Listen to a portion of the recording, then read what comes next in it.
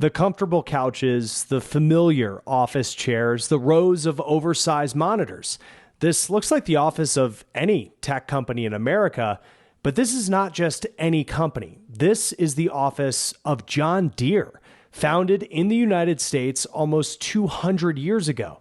Known for generations for tractors and farm equipment, today they're offering jobs to the men and women who were recently let go from their positions in Silicon Valley. That's the biggest joy of my life. It's to be able to really show that value proposition. Folks don't necessarily coin tech when they think about John Deere, but we love to surprise and delight folks. John Deere says it's added 98 former tech employees to its workforce in the last 6 months.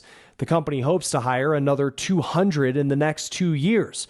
A majority of the new hires have been from different ethnicities and backgrounds. Naturally, if you have diversity in people, you have diversity in thought. So if I'm coming from a different background, whether it's educational, social, economic, I'm bringing in a different thought process because of my experiences and my exposure. So-called white-collar positions in tech are getting downsized. However, industries like hotels, restaurants, schools, and hospitals, they're all looking for more people. So I talked to a business professor to really make sense of what's going on here. At Boston University's School of Hospitality Administration, real-world experience is a key part of students' time before they graduate. But recently, that taste of the real world is happening inside of the school building, too. I think the genie is out of the bottle. Hotels and restaurants have struggled to fill open positions for years. Now, those struggles help drive the students' curriculum. This is a huge, big issue. Our students, when they graduate, they go into management positions. So right away, they may not be responsible for managing the staffing, but they definitely are going to face the brunt of it. Arun Apneja is the school's dean. He says the national labor shortage has gotten so bad and the industry has changed so much that it is informing now how they're instructing future hospitality leaders, mainly about technology's growing role.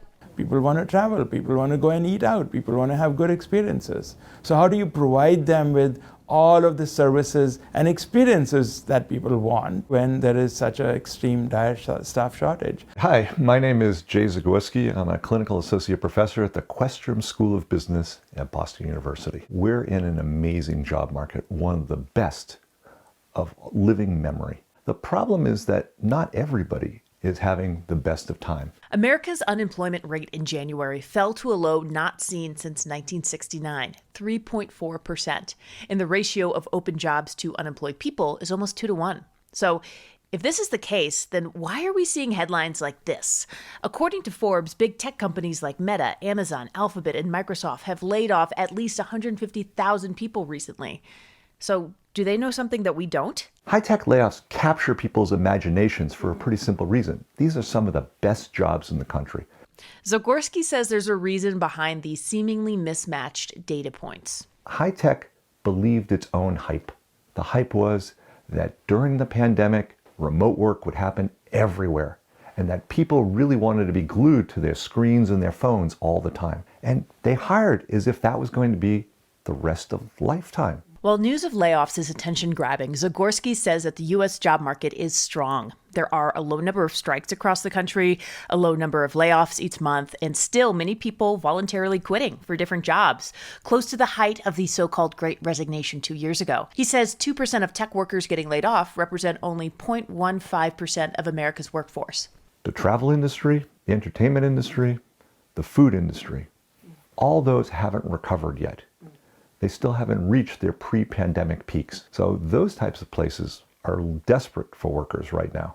I saw a huge uptick in the number of hotels and restaurants calling me saying that they wanted to recruit our students and, we'll set up a table in the lobby, things that they would probably not normally do. Meanwhile, back at the School of Hospitality Administration, the students here have the power when it comes to picking jobs after graduation, a trend they hope lasts in the years to come. There comes a point in every industry where the old rules no longer work, and that's what we saw in hospitality. There was no getting back to normal. Vanessa Mashanya, Scripps News, Boston. Is it a tough job? It could be a tough job, but any job could be a tough job. America's prisons are chronically understaffed and overpopulated. It is a problem that has gotten worse in recent years, but one group believes it's found a solution through better pay and better training. If you don't have the core function of safety, if you don't have the staff to safely run the prisons, you can't reach the basic needs that these folks have. We'll show you next on The Race.